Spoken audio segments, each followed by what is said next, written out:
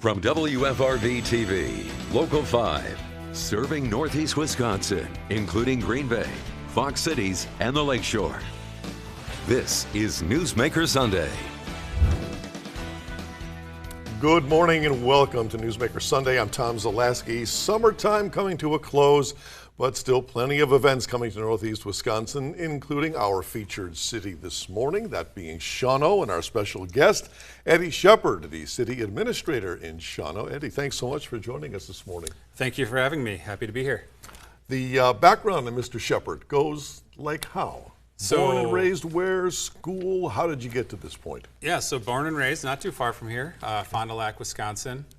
Went to undergrad at University of Wisconsin-La Crosse. While I was there, I had some awesome people to kind of help, and when you're in that part of your life, you're just trying to figure out what you want to do. Sure. And got a chance to do some internships in some local governments in the area, and it just stuck with me, the opportunity to be able to have an impact on the city and just the value that feels, for a job. And so I ended up going to University of Kansas to get my master's in public administration.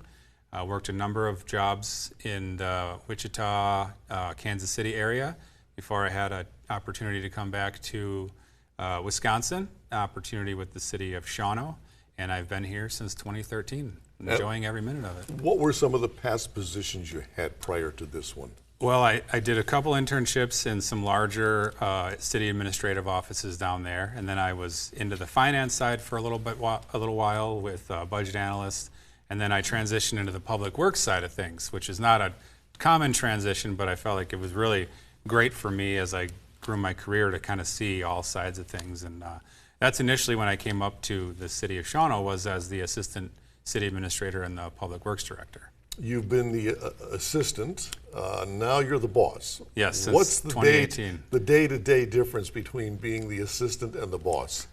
Well, the buck stops with you when you're the boss, right? You get a little more cover as the assistant, but really because I had a chance to build those relationships with our council. As the assistant, I was involved in most of the major projects we were doing. It was a relatively easy transition. I knew all the department heads. We had a great working relationship. So it is, a little bit more of a lonely position because you're the one who has to make all the final decisions and you're the direct line of communication with your council. But for the most part, it's been fantastic. The transition was smooth. What was the trigger? Was this your plan all along, or did you see something going on in city government that you said you could do better? What was it that made you want to take this top job?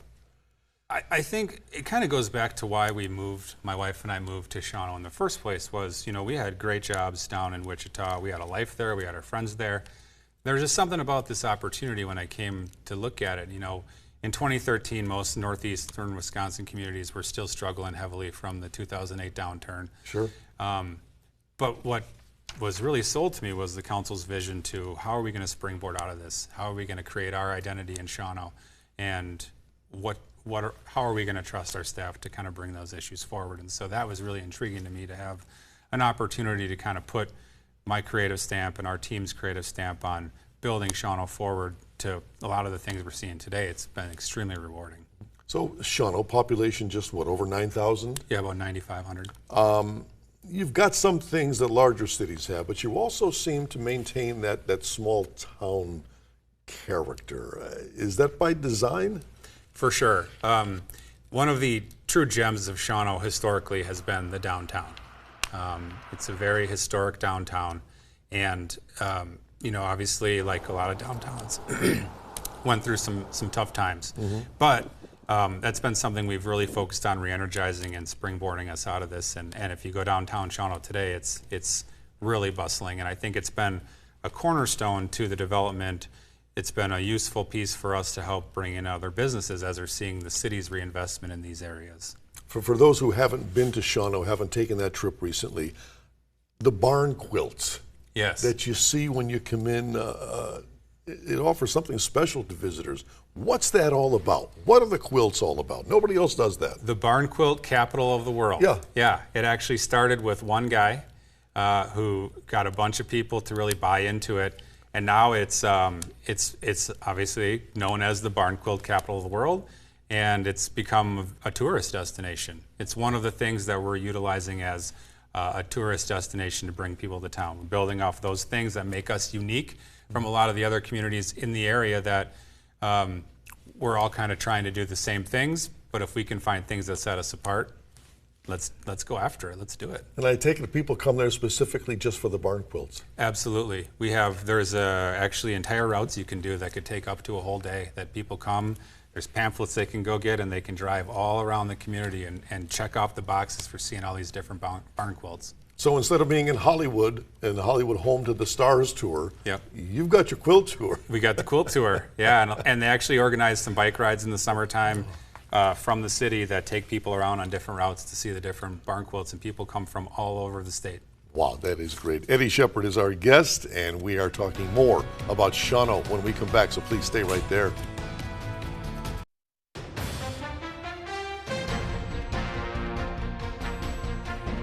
We are back with Shawano City Administrator Eddie Shepard. We just talked about the quilts as people come into your city. Also, when you come in on 29, lots of business, especially on the east side. Is that the growth area? Is there more to come there? Or has it stopped? Where are you there? It's actually in its taking off stages. It is. Over the last few years, we've had a number of businesses that the city has been able to work with directly through the utilization of tax increment financing. A couple of the companies that have made some substantial investment. Really, the project that kicked it off was Belmark out of De Pere, was looking for a second location to expand, and we worked with them to site their first plant out of De Pere into Shawano, and that was in 2016. It's been so successful that they've since doubled the capacity in 2022 and are now up to 350 employees. Wow. Other projects like the Performance Food Group, which people in the area know as Reinhardt, built a $35 million facility to be their hub in Northeast Wisconsin. And then just recently, a project that we worked very closely with was Komatsu and Timber Pro. Years ago, they had a presence in Shawano, but they moved all that out of state, actually down to Tennessee. They've since brought back all of that and have made Shawano now their North American timber headquarters and are doubling the size of their facility. So, I mean, that's when you pull all that together, and just new businesses alone in the last 6 years, it's roughly 500 jobs. Let me give you a chance to brag. You just told me all these big businesses that have come into Shawano as their headquarters. Why are they coming? What's attracting them? I think, to be honest, it kind of goes back to when I was telling you about when we made a very concerted effort to upgrade our public infrastructure, our parks, all of the different amenities, building splash pads, building things that people typically only assume they could find in larger communities. When we were able to get that through with the support of our council and to have people start seeing those things, these businesses took note of that they were entering a community that was trying to build the quality of life, the same quality of life that they're trying to sell to employees. And so we believe that had a pretty substantial impact on making them feel like they're making a comfortable investment in Shawano. Now, you've got companies coming in. Are you also doing any building there? As far as residential? Business building. Yeah, well, like a lot of these businesses are building new. So it's a substantial increase to our tax base. Just to give you an idea, in 2021, the city's assessed value was about $550 million. In 2024, it's going to be about $770 million. It's almost a $200 or give or take $1 million value growth from the redevelopment and the new construction that a lot of these businesses are bringing to town. So some of those bigger companies, they are more on the outskirts of town. So what about downtown? Downtown. What's going on there? Downtown has been another major focus. There was some ownership challenges in Shawano where some of our buildings, if they would have been available, would have been full. However, owner was not willing to make them available. Through the city and our redevelopment authority that we created, we've been able to then get those buildings back on the market, and they're filling up. So you're not seeing the vacancies downtown, and you're seeing a lot of reinvestment into our downtown. And a lot of our public investment has been geared towards, for instance, our Franklin Park Band area that is now on Thursdays at Franklin hosting 500 to 1,000 people every single Thursday in the summer. We were able to build a downtown neighborhood plaza which is with a lot of outside grant money to make that a true amenity for our downtown. And the thought process being, the more that we can drive people, foot traffic downtown, the more those businesses will benefit and thrive. You just mentioned the thing called the neighborhood. Yeah. What is it? So the neighborhood was our brainchild from about 6 or 7 years ago. We had two very old buildings in town that needed to be demolished. But demolishing historic buildings is not typically a popular thing, so we knew in order to make that and sell that to the community, we had to put something that they would like in its place. So we worked on getting funding. We were able to utilize our cash match of about $500,000 and leverage that into a $1.5 million grant through the state of Wisconsin. And we were able to do that project. All in total, it was about $2.6 million. And it's called the neighborhood because the building area where it sits on was the first building by a gentleman named Franklin Neighbor, who was a founding father of the city of Shawano. And to honor all he did for the community, we wanted to work his name into it. And the neighborhood just seemed like a fun family place to go hang out. Yeah, so this is neighbor, N-A-B-E-R hood. N-A-B-E-R hood, yeah. Neighborhood. Play on words. Your downtown improvement incentive plan, what is that? We are very active in utilizing TIF funds to help businesses go in and bring these older buildings up to speed. So the Redevelopment Authority, like I said, their goal has been blight elimination and revitalizing downtown. So we, as a city, allow them to kind of be the first point of contact in figuring out what costs could be covered that could eventually bring long-term tax ramification dollars back to the city. And so that money becomes available to them to reinvest in buildings. You know, every city seems to have this housing problem. We seem to have high-end housing is okay, but not a whole lot of people can afford that. How is Shawano dealing with middle and lower-end housing? We did a housing study last year, and what the results were, we actually utilized UW-Oshkosh for that study. And the results of that study showed that we are deficient in housing at all levels, low, middle, and high end. Because there was a period of time from late 90s to about, 5 years ago, there was not a lot of new development unless they were custom-built homes. Because Shawano's problem was, if you're a builder and you can build a house and you can sell it for $250,000. Why would you do that when you can go to a neighboring community and build the same house and sell it for $350,000? We've been able to kind of reverse that trend a little bit, getting our housing values up a little bit, and now we've seen quite a significant interest in building new housing. We've had a development of 19 single-family homes last year, and we just approved the development agreement that's going to bring 31, probably 46 houses starting in 2024. Wow. And people who live in Shawano, where are they working? Are they working in Shawano? Are they coming to Green Bay? Are they going to Manitowoc? What's the main employer? It's about 50% coming in and 50% going out. And so what we've tried to do is, okay, how do we fix that misalignment? If we can create the same quality of jobs in Shawano, why do our people need to go out of town to get those jobs? Sure. And so we're starting to see the benefits of that because a lot of the businesses I mentioned, the quality of employer they are and the wages they're willing to pay are, comparable to what they could find outside of the community. So we're trying to retain more of our workforce. And then also the whole idea of bringing new people in, that's tied to the housing component. Sure. If we want to bring new people in, we need to offer them a place to live. And so that's why we were kind of joking the other day on our big board, our 3 priorities for 2024 is housing, housing, and housing. Because we really feel like we've got the infrastructure side really going well. The business community is really taking hold and really starting to develop. Now it's on us to try to get housing for those businesses. He is Eddie Shepard, the Shawano City Administrator, and we talk Shawano much more right after this, so stay with us.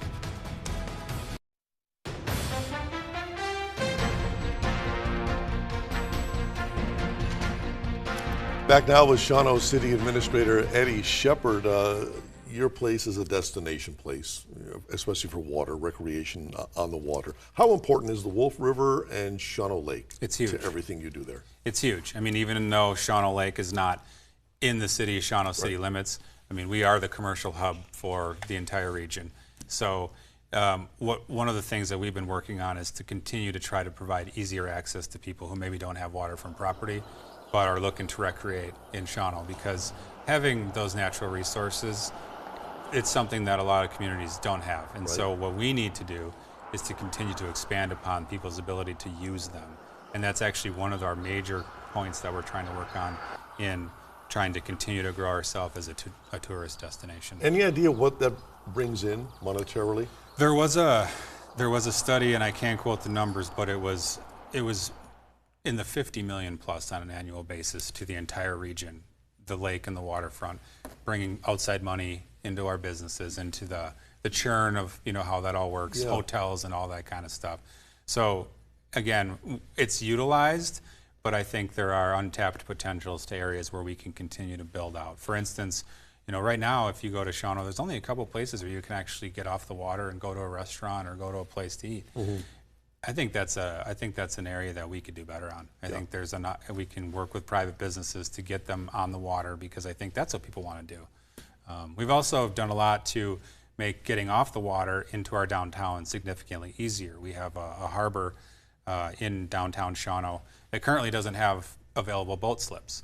So we're putting in 20 boat slips here in the next month or so that people can be out on the water, drive in, and downtown is less than a block away from that harbor. So the idea is to pull people off the water to come down, shop, go get some food, walk around, spend money.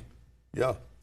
I know lots of ocean communities. They're ghost towns once school starts and winter sets in.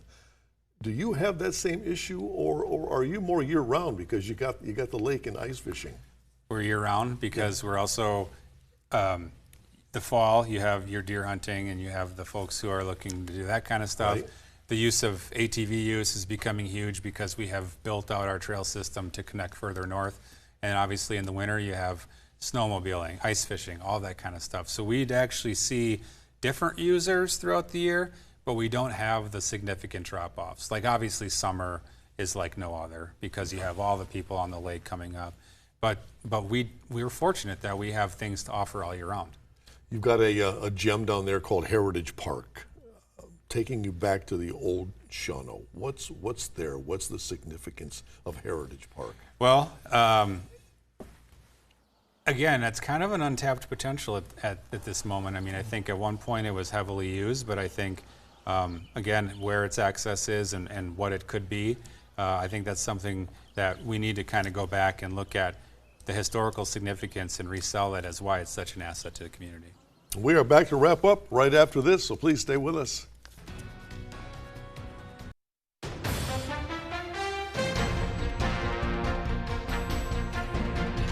We continue our conversation with Eddie Shepard, Shawano City Administrator. You got stuff going on in Shawano, Shawano Fest. It's huge. What goes on there? It's really something that started a few years ago with, an idea from our bid coordinator and the bid district, which is our downtown improvement district, the businesses. And the whole idea was we needed to continue to bring foot traffic downtown. So what events can we create to make that happen? And Shawano Fest was just a couple weeks ago. We estimated we had 4,000 to 5,000 people down in Shawano for that day. Really? And I mean, it's grown organically to the point where it's now a destination. When we go around and we talk to people who are there, I would say more than half of them are from outside of the community. They've just started to come, and now it's a routine. And it's not just Shawano Fest. The holiday stroll, the tree lighting events that we put on, we really try to capitalize on the downtown, small town charm feel with the reindeer rides and that kind of stuff, right. And just kind of giving people a glimpse of what, how these events would have been back in the day when these downtowns were bustling. And it's in a large part to the brains behind the bid district, Lindsay Johnson, who's extremely creative and a wonderful partner with the city. And one of those things, like I mentioned kind of offline, is the partnerships that we have built to bring all this stuff. The city alone is not able to do all these things we're talking about, but we've been able to build some extremely beneficial partnerships for people who all want the same thing. They all want Shawano to thrive. They all want Shawano to become a destination again and take it to maybe a new level that we've never seen before. And when you're talking partnerships, you're also talking about surrounding communities too. Absolutely. So, obviously the growth area of Shawano is primarily to the south. So it's very important to us as we're talking to some of those townships that border us, that we're keeping them in the loop on what our goals are for those spaces, how we feel like the development of those spaces benefits everyone. Because really it does take all of us they have a lot of things to offer the community and the residents that most people in Shawano are looking for that town feel, but there's still a rural element to it, right? And so how do we work together so that we can provide what some people want, which is maybe more of an urban environment, and what other people want, which is maybe more of that rural, but I want to be within 25 or 30 minutes of Green Bay environment. Take me ahead 5 years. Shawano, 5 years, what are we looking like? Well, or what do you hope we look like?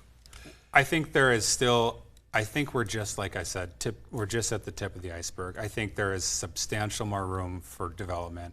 I think we're only tapping the surface of what our tourism industry can really be, utilizing our resources. And I think you're going to see a significant boost in housing availability in Shawano that's going to bring more people into the community. We really do expect to be a growing community over the next 5 years. Andy Shepard, thanks so much for joining us this morning. Thank you so much for having me. Much appreciated. And if you have a newsmaker in your town who you think we should have on this show, let us know about it. Send us an email to tips@wearegreenbay.com or message us on Facebook. And be sure to join us once again Sunday morning at 7:30. Until then, have a great day.